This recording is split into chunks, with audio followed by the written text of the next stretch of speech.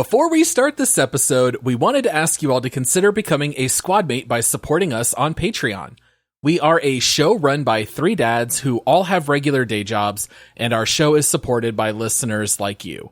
We like to think that we provide something that is a little unique in the market with a show that's both family friendly and devoted to gaming. If you would like to help support what we do, you can check out our Patreon page at multiplayersquad.com. Support starts as low as $5 a month, which gets you access to 2 extra quick take episodes every week, and you can even be a legendary supporter for $100, which lets you pick a game that we have to deep dive on the show. We know that not everybody has the ability to support the show financially, so if that is the case for you, please spread the word and tell somebody else about the show. Thank you so much to everyone out there that is already a Patreon supporter, and thank you to everyone out there for listening. All right, let's get into the show, which will knock your socks off. Hit the music.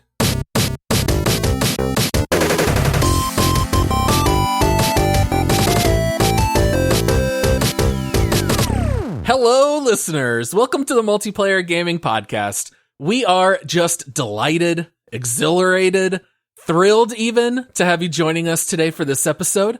We are a group of three dads that love gaming. So if you want to hear three middle-aged men give their semi-informed opinions on gaming, you've come to the right place. Please make sure to rate our podcast 5 stars, leave a written review, and if you want to help support the show, come on over to multiplayersquad.com to see our Patreon page. You can help fund the show starting at $5 a month, and not only will you help out what I hope is your favorite podcast, you'll also get some awesome perks like getting 2 extra quick take episodes every week. All right, let's get into introductions. I am your host, Paul, and joining me, a man who wears his heart on his sleeve and spaghetti sauce on his tie, it's Josh. It is known that I am a messy eater. That's why I grew a beard, because it's nature's bib. Mm-hmm. It's well-established canon on the show that your keyboard holds a fair amount of food as well. Don't give away my food stash, Paul. People are going to know where to look. It's where you're saving for winter. And then, he's always taken the road less traveled. Some say it's because he's so independent, creative, and adventurous. But just ask his wife, and she'll say it's because he never stops to ask for directions. It's Michael. I don't need any directions. I make my own path. Hey, guys. Glad to be here. Oh, man. All right. We are so excited to jump into this episode here. This is a bonus round episode. If you're new to the show, every Monday we have an hour-long episode where we either deep dive an individual game, or we have a bonus round like today where we'll just jump into a particular topic. And what we're going to be covering today is going to be something that we've never exactly done before, but I think it does tie in nicely to our last bonus round where we broke down our individual top 10 favorite games of all time. So before we jump into talking about what today's episode will be, we do have a little bit of housekeeping. We did get 2 new Patreon supporters that we wanted to give a shout out to, which is always exciting. I think this is one of our favorite things to do on the show. But we have quite a tool, and we also have Nixon SoCal that joined Patreon at the rare status. Yeah, we wanted to say thank you so much to the two of you. We need to insert like an applause into the into the show for this section. I'm sure I can find a royalty-free applause. I'll pop one in there. And Michael, I think Nixon SoCal is one of your buddies, right? Yeah, I know Nixon very well. He's actually one of the best divas you'll ever play, you'll ever match up with in Overwatch. So when I was playing Overwatch a lot, he'd play diva. He's really good, but real casual gamer, real chill guy. Doesn't do comps because, well, comp people are ridiculous sometimes. But nice guy. I'm getting to that point, man. Sometimes I want to not care if I lose. You know, like if it's comp and I lose, I get mad. If it's quick play and I lose, I can just blame somebody else. Exactly. Well, and in comp you get those people that get really mad. You know what I mean? I've seen people get banned like sitting there during a match. It's just like they get so mad and just fly off the handle and it's just done. Yeah, sometimes the quick play is definitely just the way to go. It's more chill. Yeah. And then also just today, just a little bit ago, we saw that Redletter, who is a long-term Epic supporter, upgraded his status to legendary. So we've got another legendary supporter. Thank you so much, Redletter. Once legendary, always legendary is what we say. Redletter's been supporting the show for a very long time. Super cool guy. He has actually become like one of our kind of gaming friends to where, we have a private gaming server that we use as just our real life friends. And Redletter has been invited to that and has played some Halo Infinite with us. Super cool guy. Absolutely love playing with him. But, up in the legendary status helps the show immensely. So thank you, Redletter. We do appreciate you a lot. I also I want that applause button now because I'm like, yeah, applause button. It's amazing. We don't have it. But also he's a member of the Golden Name Club, as he mentioned. Yeah. So in Discord, if you're a legendary subscriber, your name shows up in gold forever. So whether you're legendary for a month or 6 years, wink, wink, red letter. Like 6 years. Yeah, right. Then you get the Golden Name Club. So. Yeah, and I also wanted to thank our Epic supporters because it's been a while since we've thanked them. So I wanted to thank our 2 Epic supporters who are Yoda and Michael the Butler. Oh, one of those guys is cool, man. I'm lazy. I haven't canceled it yet. I was going to say, like Michael, giving myself money that's being taxed. Yeah, you're a permanent host. You can definitely cancel your Patreon support. Don't tell me what I have to do. Paul, see, this is the difference between Paul and I. I would never mention that you're still supporting the show. Whereas Paul's like, Michael, you really don't have to do that. Maybe he forgot. Oh, man. And we also have a 1-year anniversary of support from AceofShame.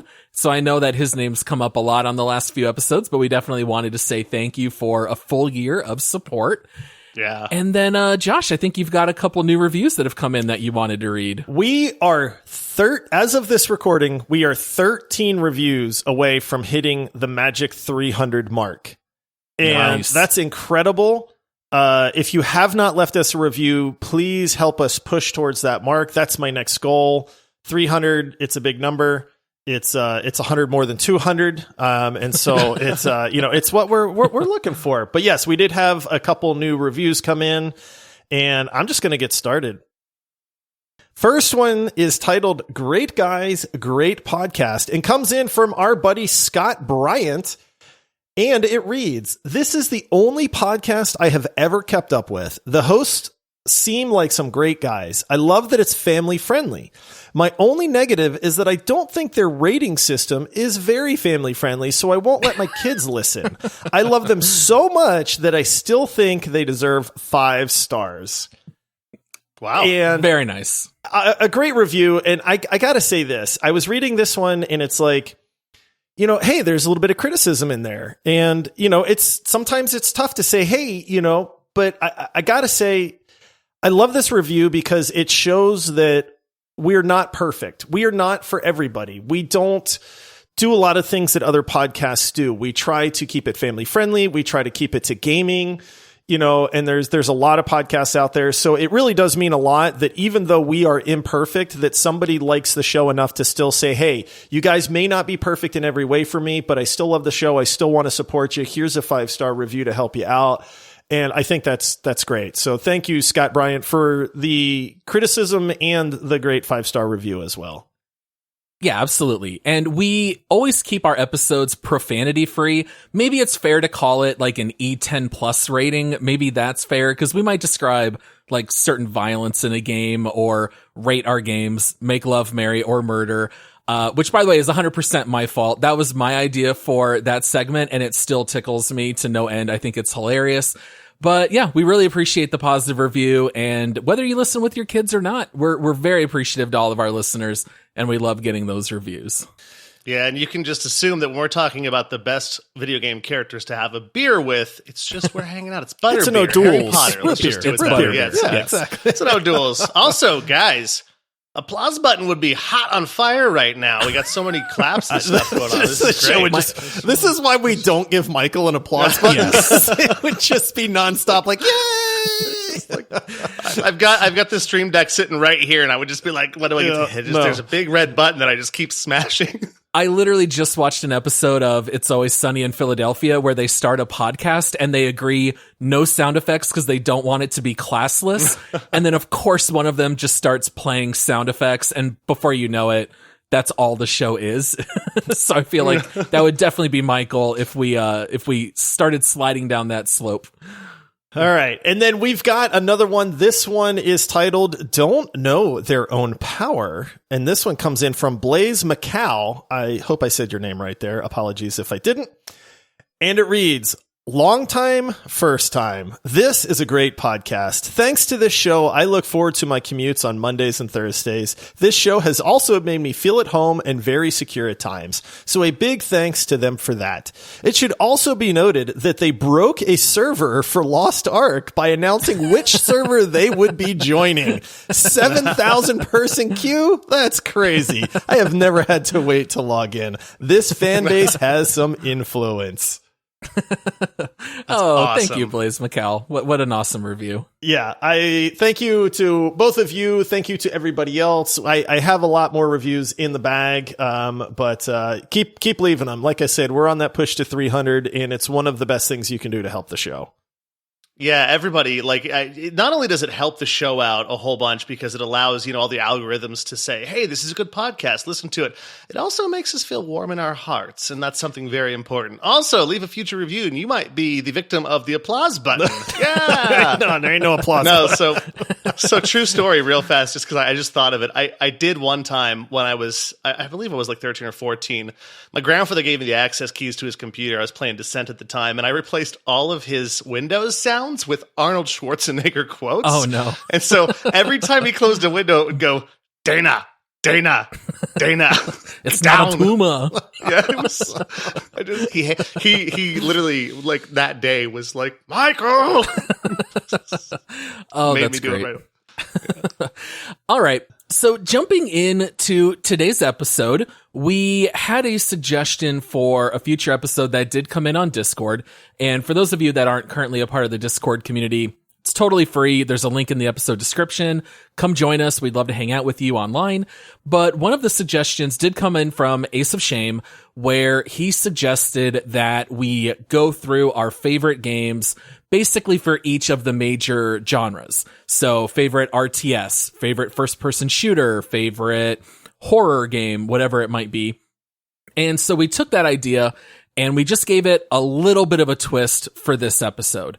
So what we are going to do is we are going to come up as a 3-person consensus of what we want to deem the best game within these different genres. So it's not Josh's favorite, Michael's favorite, or Paul's favorite necessarily, but as a 3-man team, as a consensus, what are we going to most recommend for each of these genres? So this is going to work kind of similar to how we do our leaderboard. It'll be a little bit of give and take, a little bit of, hemming and hawing and figuring out exactly what we want to put in at the top of each genre. How does that sound to you guys? I think it sounds great. I'm ready to fight. I just been saying the whole night, I'm fight. I'm ready to fight. Yeah, and because they're different categories, they might not all be Mass Effect 2. Right. I was going to joke when I broke down my top 10 individually. 7 of them were open world RPGs. So this is an opportunity to branch out a little bit and maybe talk about a few other genres, since that just happened to be almost all of mine. So I think what we'll do here is let's just throw out one of the genres, and then we'll just throw out a couple nominees. We can talk about those games and our experiences, whether or not we've played them, and then figure out what we want to crown as the winner. So, Michael, how about you pick our first category? What do you want to talk about first?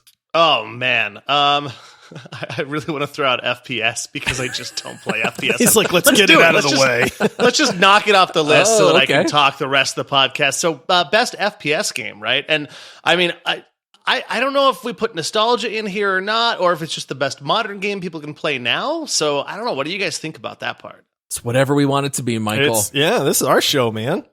Well, then I gotta go with GoldenEye 007, the OG best FPS of all times. I do have other pieces on my list, by the way, because you can't really play GoldenEye now. It's very aged and dated.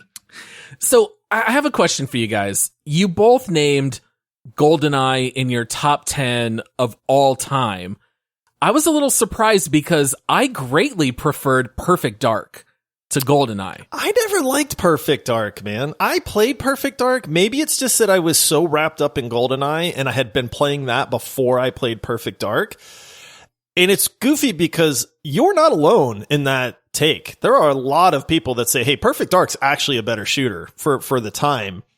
Yeah, my wife is one of them. Yeah, and it's like, for me, it didn't grab me like GoldenEye did. Maybe it's the music, maybe it's the theme, maybe it was the 4-player co-op and the odd job guy running around until he got banned. I don't know what it is, but I was not the fan of Perfect Dark, whereas I was a huge fan of GoldenEye. I think in my case, it was very similar. It's just that I played GoldenEye with my friends more, so it has more of that remembrance to me. I remember playing it so much more and having so many good times. We never got together and said, hey, we're going to have a Perfect Dark day. We had a GoldenEye day. And so I liked them both, but GoldenEye was just preferred because it was just more the standard of that 4-person co-op, or not co-op because we're trying to kill each other. That 4-person game we can play together.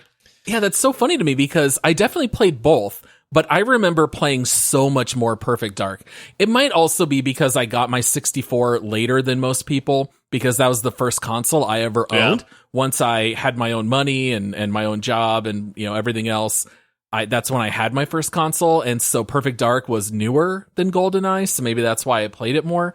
But I totally hear you. I think GoldenEye is absolutely on there for the short list for first-person shooter. Obviously, it's a little bit older, but we do have a GoldenEye remake that I don't know if it's been confirmed or just rumored to be in the works. All but confirmed at this point. All but confirmed. Like when you have that much rumor going on, there's definitely some truth behind it. So I'm gonna say it's all but confirmed.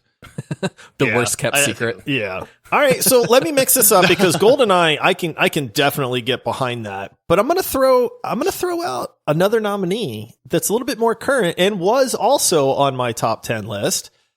And hot take here, I'm gonna say Overwatch. Okay. Now, people, I know there's people out there that are gasping right away, and they're going, "Oh, Overwatch as the best first-person shooter? How dare you? What about Halo? What about Call of Duty? What about Battlefield?" And I'll say, yes, you're right on all of those. However, name a first-person shooter that is more accessible to a greater number of people than Overwatch is. Well, some of us love Overwatch, and we play nothing but Reinhardt, Winston, Mercy. That's exactly my point. Exactly, all the characters that don't shoot. That's exactly my point, because Overwatch is a first-person shooter, and while it has characters that may not shoot a pistol, I feel like, like Michael, for instance, not a huge fan of the genre.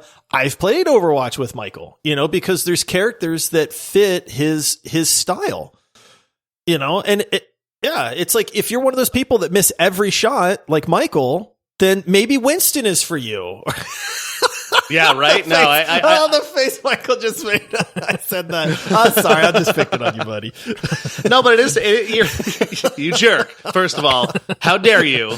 Second of all, I'm sorry. No, but the whole thing is, you're 100% right when you think about accessible to multiple people. I'm like, well, you can play any game on multiple platforms, but then it's to access what you're talking about is, I don't like shooters very much.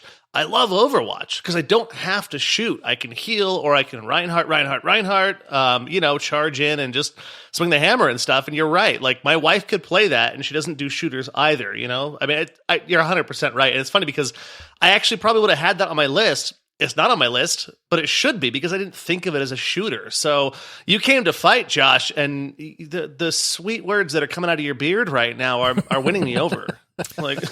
Well, we still have Paul, who might throw a wrench into this. What you got, Paul? You got a nominee?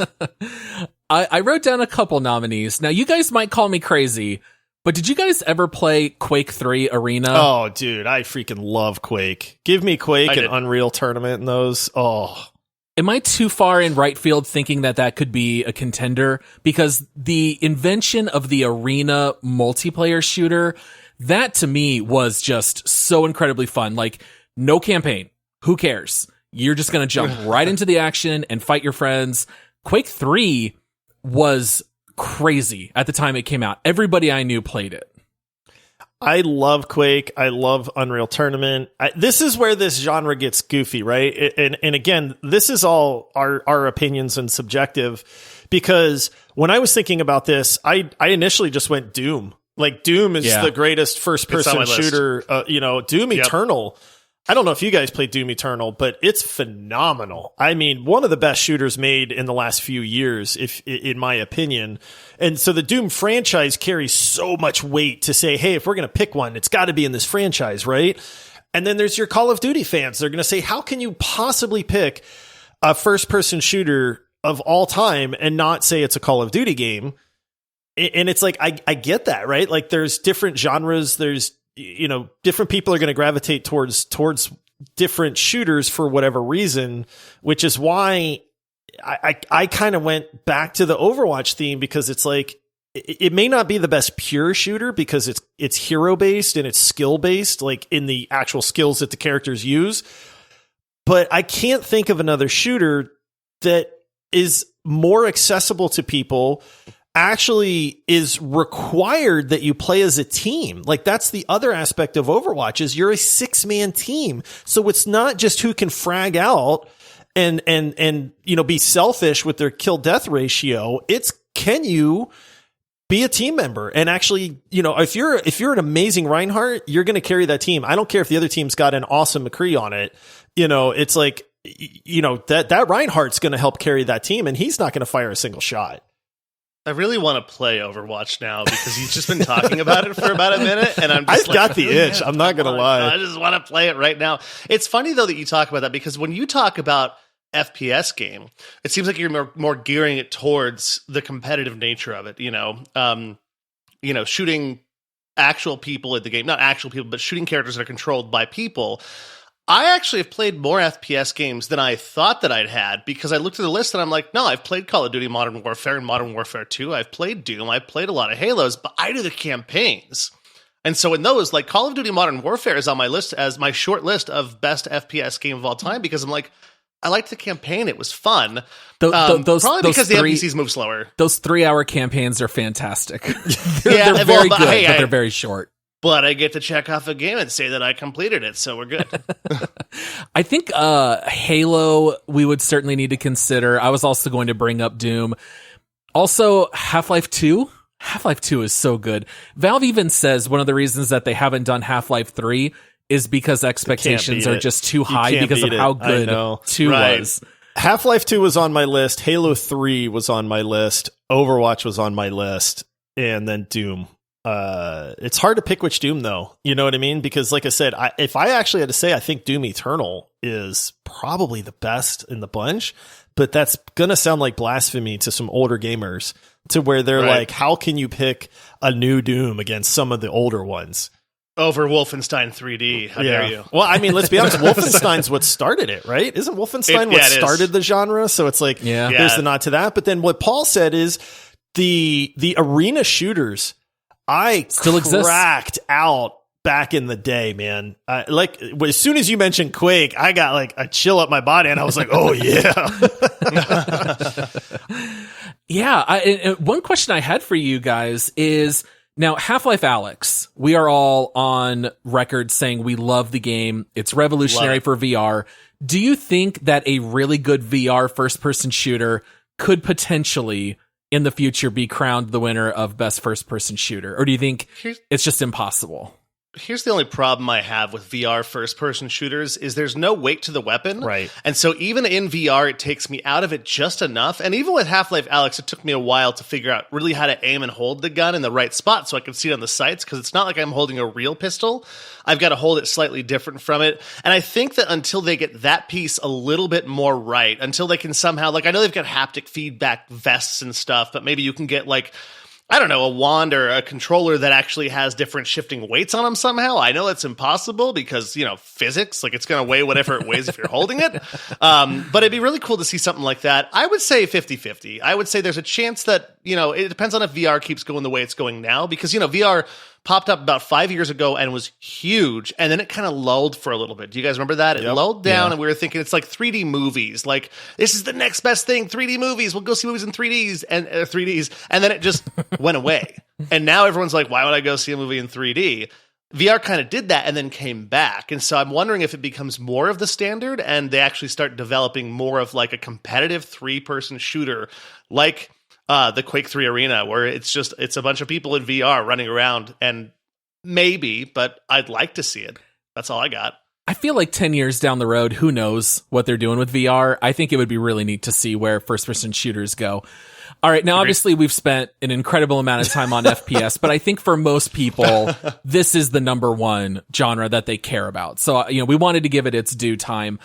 I will say, Josh has kind of talked me into Overwatch. I think I could also very clearly see GoldenEye taking this as well. What do you guys think? What do we want to crown the winner? I think historically GoldenEye is amazing. I think it ranked higher on Michael's list. It was a little bit lower than Overwatch on my list. I'm going to go on record and say I think it should be Overwatch. My only hesitation is I know that first-person shooter purists out there are rolling over right now, and they're going like, you guys are idiots. I can't believe that you're going to nominate Overwatch for best first-person shooter, and I get it. I'm not saying that you're wrong. I'm saying that as a consensus, what fits for Michael, what fits for me, what fits for Paul, what fits for a huge portion of the population out there, because that's what the goal is, right? Is we're trying to all three come together and say, hey, this is what we think is the best shooter. I think it's the shooter that the most people can play. I played Overwatch with my daughter. She's not played a shooter in her entire life, and she hopped in and she played Mercy and she healed me and she had a blast. Like, that to me is saying like this game stands above the rest in that regard. I hear you. Michael, what character do you main in Overwatch? I typically main Reinhardt. So I'll do Reinhardt or Orisa most of the time. I'm very tanky. Orisa's nice because, she moves slow and stuff, but it's still, again, the shooter. She's using a machine gun of sorts. And so if the person moves, I can just try to follow them around and stuff like that. No, but I instantly when I said GoldenEye and when Josh said Overwatch, he almost changed my mind instantly. So I love video game purists, but everyone's got an opinion, and my opinion, which this is my podcast, so my opinion matters, I guess. I think it's Overwatch because it doesn't frustrate me. It's a lot of fun. The matches are somewhat quick, and everybody can play it, and that's my verdict on it. I think we have a consensus here. I really do. Okay. I was going to throw my vote to GoldenEye because I main Reinhardt and Mercy. But I totally understand the argument. I mean, Overwatch is a fantastic game. It's number 2 on our leaderboard for a reason. So we can crown Overwatch the winner of the FPS genre. Boom. Yeah, and I think also and we're only halfway through the episode. Right. I think if you look at it too, like GoldenEye is awesome, but it's also nostalgia, and you can't really play it now anymore. It's nice to have a list where it's like it's not just a bunch of our old man picks, which is a lot of our top 10s were our old man picks. Yeah, it's sure. All right, so we've got one down. Josh, what genre do you want to tackle next? FPS. I love this genre. I'm going puzzle games. Ooh, yes. Now, okay. There's going to be some people that are groaning and they're going, "Oh, I hate puzzle games." And I'm with you. I hate some puzzle games too. Like, gaming for me is relaxing. It's an escape. But man, if you get a good puzzle game, they suck me in like no other game can sometimes. And it's just fun to be different, right? It's so different than every other genre out there that I absolutely love it. And since I nominated it, I get to throw out my nomination, right? Sure, go for it. Slash agree. I'm going with The Witness, dude. For my money, oh yes, for my money, The Witness is the best puzzle game that I have ever played. Now, I will say this because I hope that one of you nominates another game that is probably the most popular puzzle game ever made, but the best, purest puzzle game for me is The Witness across the board. I like The Witness. It's a good game. I own it. I did not put a ton of time into it. I didn't finish it, but it's almost kind of like an escape room where you get this wild puzzle, you complete it, you go to the next area, you complete it. It's definitely a pure puzzle game. The best part about The Witness is that it teaches you the puzzles you have no idea what these puzzles are, and it teaches you the basics. And that's what I love about it, is you're not just thrust into a room and left to your own devices to try to figure out, like, what the heck am I supposed to do? The game actually says, here's a very easy puzzle, solve this. And then you go, yeah, okay. And then it goes, same puzzle, a little bit harder. And then you go, oh yeah, okay. And now it goes, now just take everything you learned and now solve this. And then you go, like, I don't know how to solve that. And you're like, wait, I really do, because the game just taught me. It's just enough difficulty that it's challenging but fun and not frustrating. Yeah. No, and when you mentioned The Witness, it's funny because I have not played The Witness. I'd heard of it before, and I was talking, I guess I'll throw my pick out real fast because it's going to be pretty obvious what it is right away if you listen to the top 10 episode, but I was talking to a buddy of mine yesterday. It was actually quite a tool. One of our subscribers is also a friend of mine. Nice. I like this trend, so Michael. I know, right? Just, hey, if you know me, just throw money at the show. No, but I was talking to Quite a Tool, and I was talking about Myst, because he was like, oh, Myst is so great. I love Myst, and Myst is one of the best puzzle games. It almost started the genre, when we talk about revolutionary games. Shoot, Myst almost started PC gaming. You know what I mean? It was revolutionary. And he was like, have you played The Witness? I think you'll like The Witness. It actually is on an island, kind of the same thing, like very kind of looks similar. and feels like Myst. And I was like, I instantly bought it, and I will start playing it perhaps tonight. But since you've already thrown The Witness on the list and I haven't played it, I'm definitely throwing Myst out there because, man, I got to get off these nostalgia picks. Actually, I'm going to make 2 picks, but I'll make the next one in a few minutes if you don't take it, Paul. Sure. Because I didn't think I'd played that many puzzle games, but I'm looking at my list and I'm like, the 4 things on my list are all incredible puzzle games. How do I pick one? So, Paul, pick one for me. So when I was making my list for all these different genres, I was going more as a purist. So a little part of me says, well, of course, why would it not be Portal 2? It's one of my all-time favorite games. It's a puzzle game, but it's more than just a puzzle game. Like, those games aren't really purist puzzle. I am just going to go OG Tetris.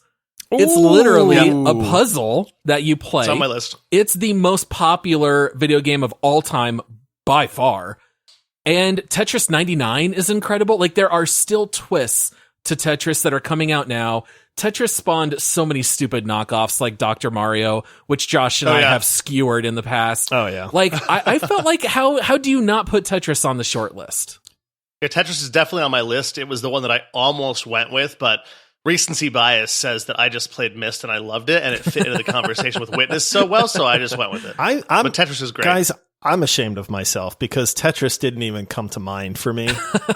Yeah. Because I don't, like, yes, it's a puzzle game, but, like, I view it as solving puzzles, and Tetris is a puzzle game. Like, I'm not disputing that at all, but I also hate Tetris. Oh, you do? I love Tetris, Tetris. dude. Tetris is so much fun. Tetris stresses me out, man. Like, I can do the slow Tetris, and I'm like, oh yeah, this is great. Now, I will say I played Tetris Effect in VR, which is absolutely gorgeous, by the way. And then I haven't done that one Oh, yet. dude, it's beautiful, beautiful VR game. And then the Tetris part kicked in, and they started falling faster, and then I got all freaked out. And I was like, I hate this. And I refunded it, so... Have you ever seen Human Tetris, where it's from, like, Japanese game shows, where they have blocks on conveyor belts, and the people have to make the shape in order for the shape to go past them? That is hilarious. Yes, they even they literally build Tetris in real life, so that's why I needed to include it. I'm sorry to hear you don't enjoy playing it, Josh, but yeah, for me, Tetris, I'm in the was minority right up there. All right, so did Michael nominate one? He was going to nominate a second one on top of Myst. Yeah, I was. And this, I guarantee this is probably not a super popular opinion, but I think of how many VR games that I have that are puzzle-based that I haven't played yet. And I went in a craze on one of the Steam sales last year and just went nuts on buying a bunch of puzzle games. But then I was thinking about Keep Talking and Nobody Explodes. Oh. Yeah. I love that game. Great game. A lot of fun. Is it the best, though? It's so much fun. No. So wait, Paul, you mentioned Portal 2. Right. Yeah. But then you said no, because that was my other one, is I was going to go The Witness and Portal 2. And that's what I was talking about. What I think there's one that's vastly more popular. Yeah, I would be 100% fine with Portal 2 winning. I was just thinking Tetris is the most pure puzzle game. It's the most played game. So to me, that was the first one I was going to nominate. But I mean, any of the games that we mentioned, I think are up for grabs. I think Portal 2 would... I think the popular vote would say Portal 2. Like, people would expect to see Portal 2 out next to this. And it's like, do we disappoint them and go with what the popular vote is? Or do we fight it out? Or do I concede that Tetris is probably the most popular or the most well-known puzzle game? But I still have a hard time, like, in my brain thinking of that as a puzzle game. I view that more as like an arcade type game. Yeah. Well, honestly, my second choice that I wanted to throw out was Portal 2. Oh, okay. And so I just kind of thought of right. I think it's Portal 2. It's fantastic, and it's got a story for a puzzle game too. It's really good. I love puzzle games that have a good story. I like that none of us nominated it first, and yet now we're like, and it's Portal 2. Well, if it's everyone's second game that they thought of, true. then that's gonna take it. As much as Michael loves Myst, just, Josh and I have not yet played it, so I will play it. I mean, you though. should though. I will. You should though. I did gift them each a copy of Myst when I finished it because nothing says friendship like making your friends feel obligated to do. I will play Myst. I actually want to play it. So, right. How funny! All right, Paul, you got a category for us? Oh yeah, dude, we haven't talked about this genre in a while. This is the one that I think I thought about the most as soon as we decided to do this episode. Let's talk about real-time strategy, guys. RTS games. Woo, the genre of the late 90s. I was going to say, not so popular now. Is this like digging up a mummy and like opening its tomb to say like, hey, we're going back in time to raise it from the dead? That is exactly what we are doing. Man, so many good RTS memories for me. I mean, this was for as much fun as it was to have LAN parties with Xboxes for Halo, which I did do. I first think about hooking up our PCs and playing RTS games. There were so many that my friend group loved.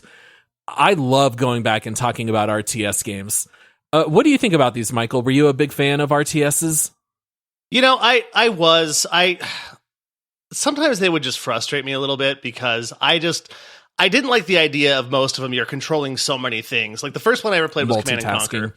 Yeah, and you've got to do all these things, and I'm like, I forgot that I'm mining this gem resource and this building and this building. I just want to go fight things and do that. But then I played Starcraft 2, and it kind of turned me onto it a lot more because that game is just absolutely mind-blowingly good. I haven't picked it up since they did the remaster, although I hear some people have complained about the remaster a little bit. As just a not great, not as true. You're thinking of Warcraft. Warcraft 3 was the remaster. They did a StarCraft 2 remaster. No, they did the expansion. So they had like StarCraft 2, and then they had StarCraft 2, like Wings of Liberty and Heart of the Swarm, and those kind of expansions, which all tied into StarCraft 2. Yeah, that's what it was. Yeah, and honestly, I liked them. I didn't play them a lot. I kind of wish I had, but it was mostly just that I was wanting to play something else at the same time. So, well, I played Total Annihilation. That one was awesome. Oh, I loved Total Annihilation. Great game. Yeah. So let's throw some official nominees out there. We've already heard a couple titles mentioned. Michael, do you got a favorite out of the bunch you want to nominate? Is it StarCraft 2? StarCraft 2, for sure. Hands down.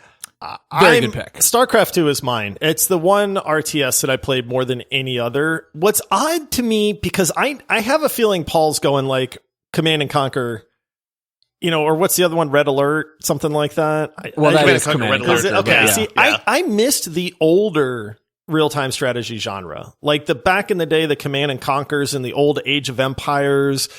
Like, I know there's people out there that are going to say Age of Empires 2 is probably the best RTS out there. I never played that. I missed the older days of RTS for some reason. I remember the first one I ever played was Warcraft. And I don't remember if it was the original or 2. I don't know that I ever played 3. It's been so long, I just don't remember, to be honest. And I feel like I'm torn between Warcraft 2 or 3, or I can't remember which one. Which does not make it a good nomination. If I'm like, hey guys, one of those Warcraft games was real good versus like, I know I loved StarCraft 2 and I played the heck out of that. So that's my nomination as well.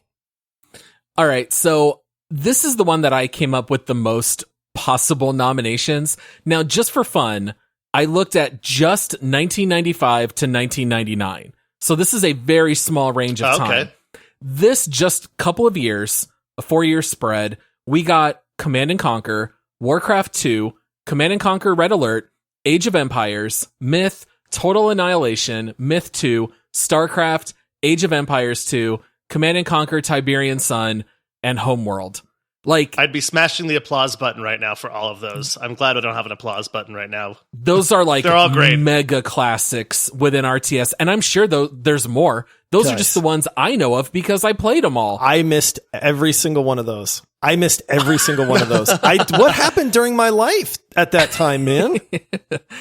I don't know, dude. I'm not sure what you were playing. For me, I remember Command & Conquer Tiberian Sun. Like, after that is when I started getting a little bit tired of RTS games, except for the fact that my all-time favorite is Warcraft 3. Warcraft 3 is the one that I did the most LANing with my friends. This was when we first had laptops, and we would run Warcraft 3 and play those at my parents' house. That one's fantastic. I have to mention Lord of the Rings Battle for Middle-earth 1 and 2. I was gonna honorable mention that one. Criminally underrated. Yes. And also, what most people would crown, I don't know if it's most, but a lot would crown Company of Heroes the best RTS, which I have never played. Have you guys played any of the Company of Heroes games? Because those are all in the mid to late 2000s. I've not played them, but I have heard the same, that if you, like, a lot of people say they're some of the best out there. Yeah. So I would have thrown out Warcraft 3, and then my second pick would be Command & Conquer Red Alert. As much as I loved Starcraft, I just preferred Warcraft. I loved the idea of chopping these trees and farming more real-life elements as opposed to, like, building pylons and farming these crystals and things like... I like when it's a little more rooted in reality, even though I get it's a total fantasy game with orcs. But but it sounds like StarCraft 2 is probably the front runner, and I have no problem with that. StarCraft is fantastic. I mean, Warcraft doesn't have Protoss. Yeah, you gotta have Protoss. See, I was a Zerg guy. I was Protoss all the way. Yeah, and I hated you guys because one little Protoss guy gets in my base, and I can't kill him with my little Zerglings, and it's like, well, I'm dead. If you don't win in the first 6 minutes as Zerg, you're losing that battle. Yeah. How funny. All right, so we can crown StarCraft 2 the king of RTS. All right. Applause button. All right. I guess, all right, Michael, what category you want to pick here? Oh, that's right. It came back around to me. Oh, man. I want to save one of the heavy hitters that's going to be a big one for towards the end. And so I want to put in... not a whole lot left, actually. I want to go with turn-based RPG because I've really only got 3 on this list. Okay. And with turn-based RPGs, I'm not going to take Paul's because I've only got about 3 or 4 hours in it, but it probably will win, and it's probably the best. So for now, I'm just going to say Final Fantasy VII. Ooh, that was one of the on the short list. That was one of my 2. And I think that's the heavy favorite to win. It is. Yeah. Really? I mean, when you think of all time, yeah, Final Fantasy VII is still up there. The only problem is I'm not sure how well it holds up to today's day and age. Now, the remake was phenomenal. I was a huge fan of the remake, even though I was a Final Fantasy VII, the original truther. When this remake happened, I kind of went, yeah, there's no way this is going to be nearly as good. And I was very happily surprised. Now, it's only like 1/4 of the entire game. So, it's like, can we judge the whole thing by that? But I'm with you. Yeah, can we cluster them together and say the remake is part of it, or just say OG Final Fantasy VII? Well, you'd have to say the OG because it's the complete game at that point. Yeah, that's one of my 2. So I will throw out, because I did just mention this, and if I didn't bring it up, people are going to be like, Josh is crazy because he picks one thing and then he picks another. But for me, it's hands down Divinity Original Sin 2. It holds up to this day.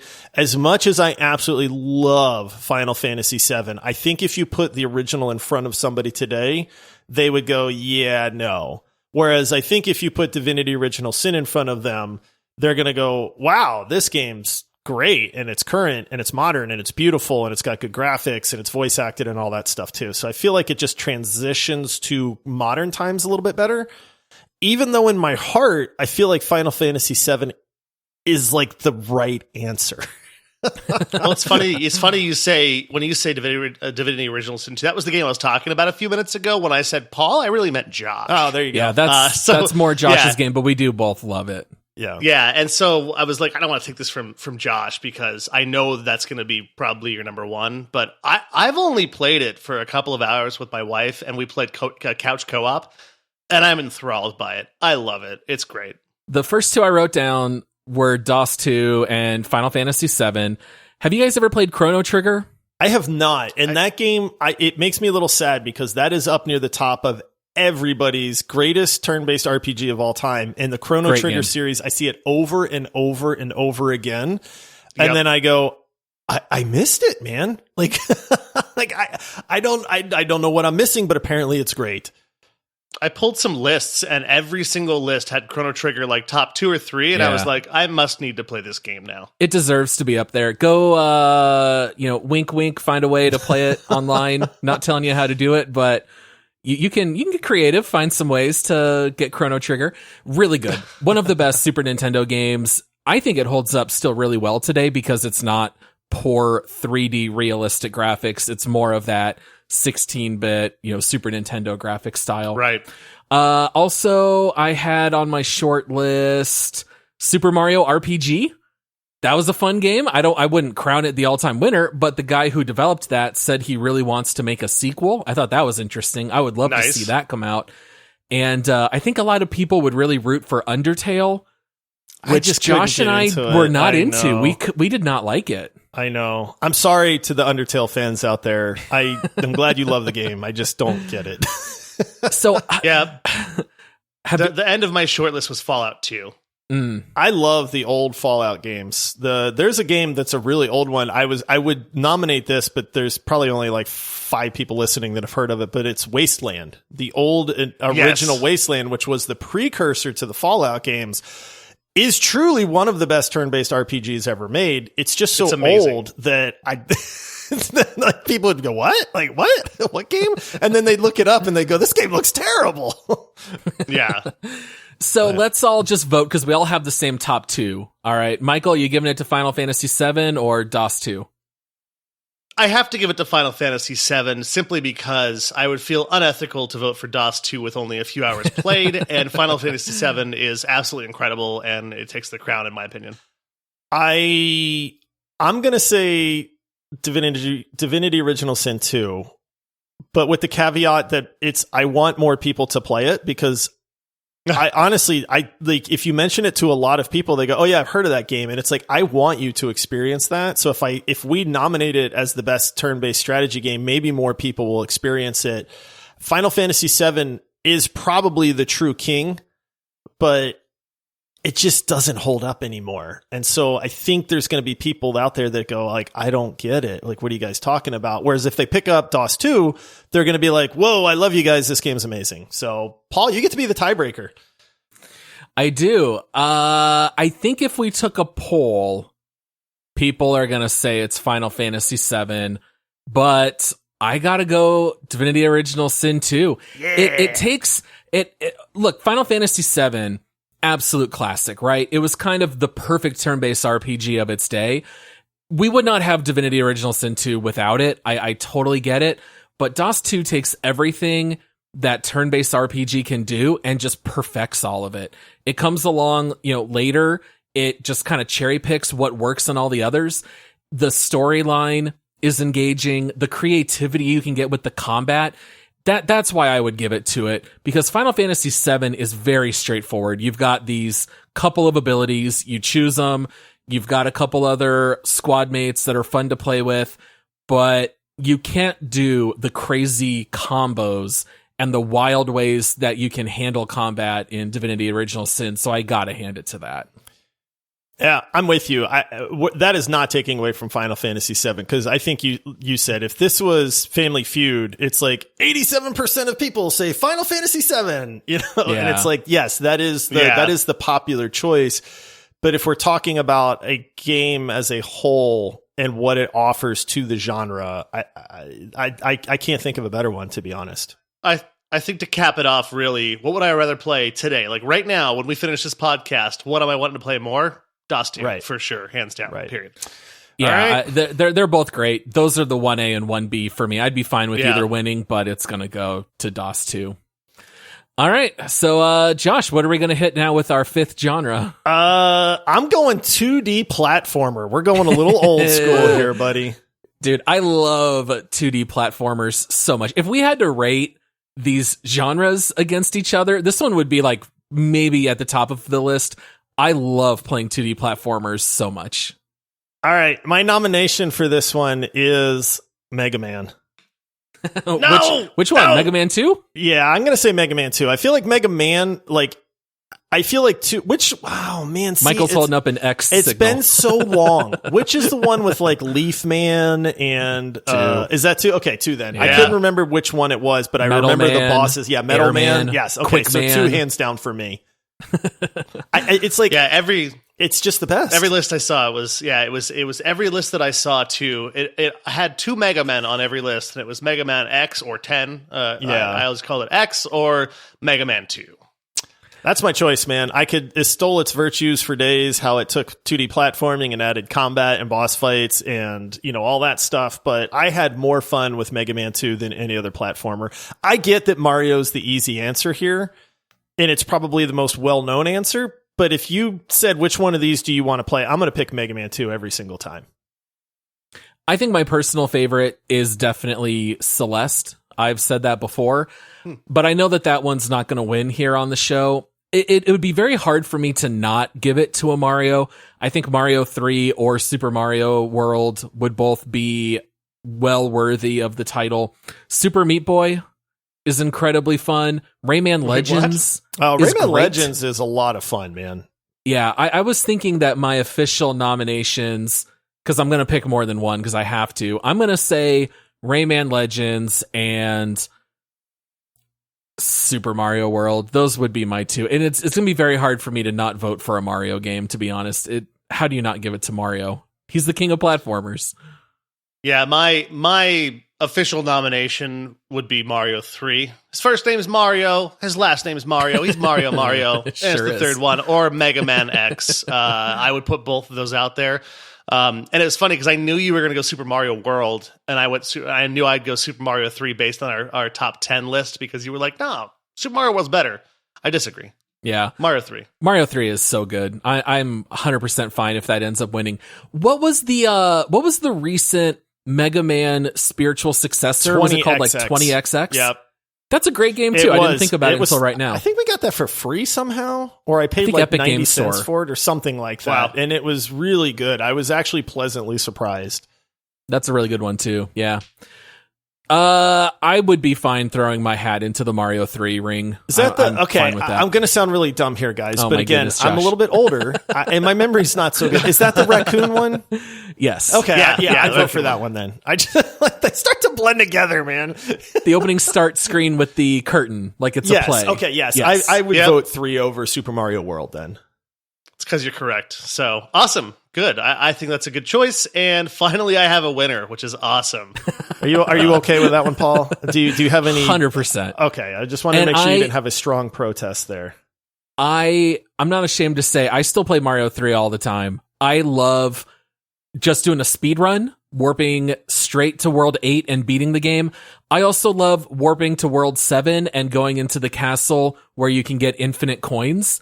And I still remember where every single thing is in Mario 3. It's probably the game I played the most until I got into PC gaming. Mario 3 is going to have the most hours. Wow. I think that's a consensus for all 3 of us there. All right, so Applause we'll give it to Mario 3. All right, Paul, you're up. What category are you going to nominate? We're running out. We've only got a few left. I was going to say, we've done 5 so far. Should we do just one more and cap it at 6 for today? If you pick the right category, yeah. Yeah, that's my thing too, is that, well, there's 2 that are very similar, and they both have a lot of the same heavy hitters in it, so it's tough to say. I'll say this. Why don't we let's knock one off the board. I would vote that we don't do third-person adventure, just because I feel like we've hashed that out, and we're going to hash that out in a future episode, where we're going to go to war a little bit. You know what I mean? So, all right. Do we want to do action RPG then for the last one for today? That's what I would vote. All right. Let's do action RPG. Applause button. No, there's no more applause I hope that button. somebody somewhere is clapping every time Michael says that. Like they're just in their car and they're like, yeah! It's like a bad laugh track on a sitcom every time I make a noise with applause buttons. Yeah, I was going to say Michael's sound effect privileges have been revoked. Yeah, action RPG, since I was kind of more in that purist mode today, I'm thinking hack and slash, right? Oh. Like, I am not really thinking Witcher 3 or like Mass Effect. I think you could qualify those as action RPGs. I don't qualify them, though. I am thinking old school hack and slash, and what better game than Diablo 2? Yeah, absolutely Diablo 2. 100% yes, Diablo 2. Okay. All right, show's over. We can't end the show now. So.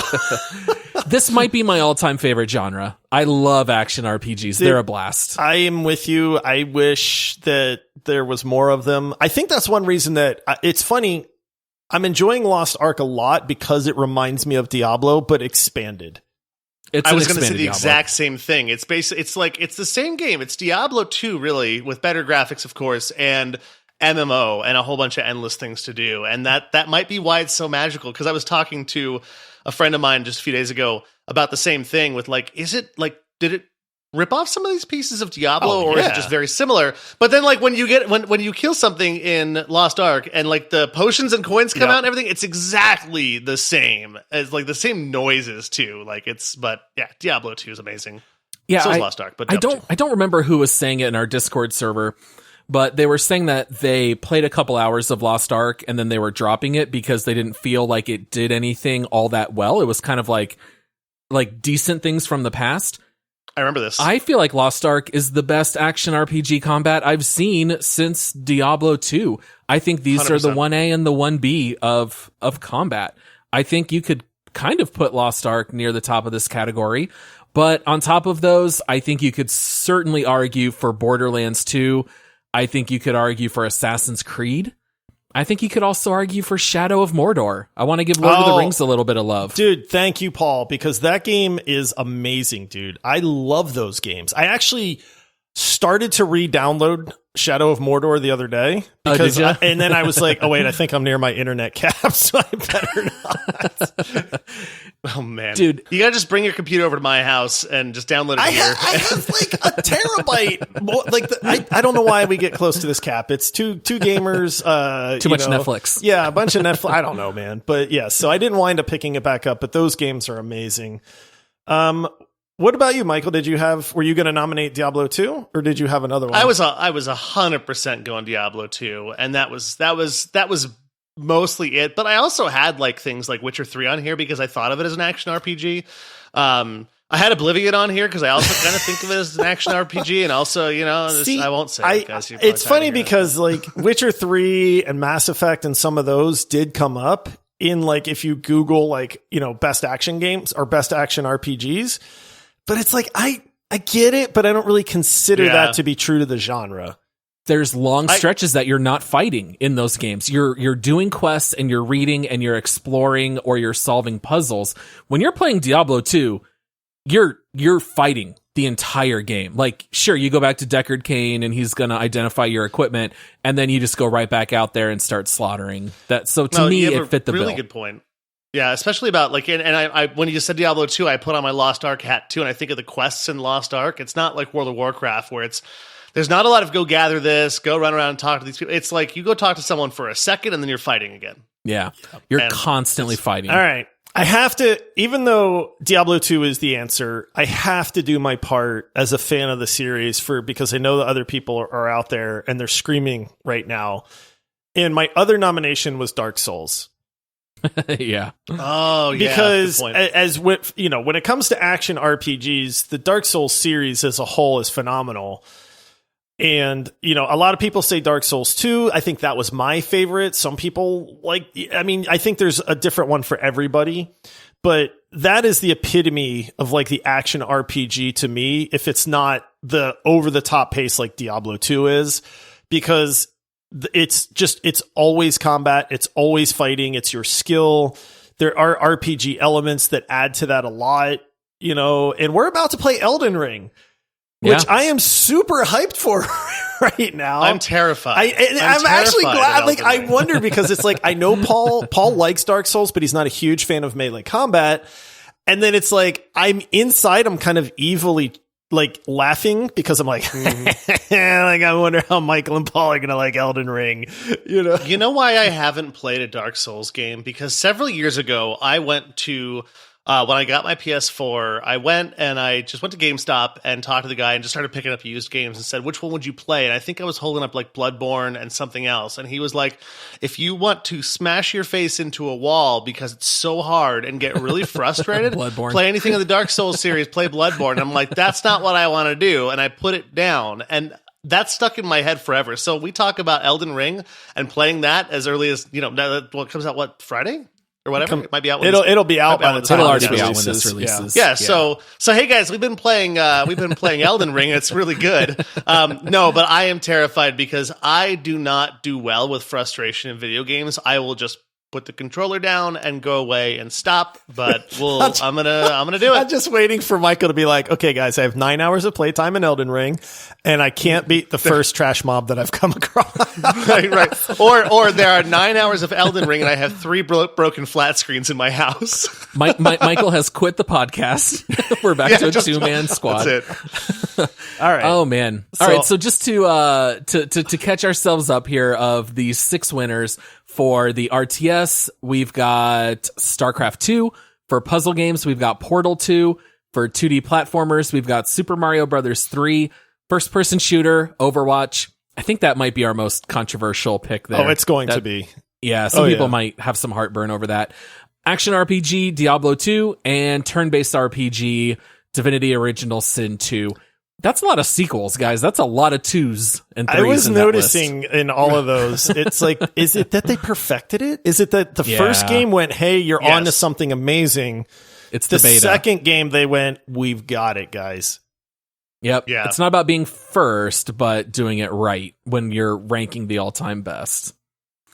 All right. So that's it for this episode. We were thinking about doing a few other genres like horror games, third-person adventure. Silent Hill. Just putting that out there. I had a best VR game was thrown out there, so maybe we'll get around to some of those in a future episode, but that's all that we have time for here today. We will be back with our next episode on Thursday for This Week in Gaming. We would love to hear from the community. We would love to communicate with you guys. Come hit us up on socials at Multiplayer Pod everywhere, and we would love to have you in Discord. Totally free. Hop on in there and you can post, talk to other listeners of the show. You can talk to me, Josh, and Michael. We'd love to have you in there as well. And I think that's it. Anything else, guys? Well, and a special shout out to all of our Patreon supporters. Applause button to all of you. You are the hero of Kvatch. Oh, goodness. Yes. And an extra special thank you once again to Epic supporter Michael the Butler. Yeah. Quit reminding him, Paul. I applaud button myself. All right. Well, thanks everybody for listening. We'll see you all on Thursday. All right. See you, everybody. Bye.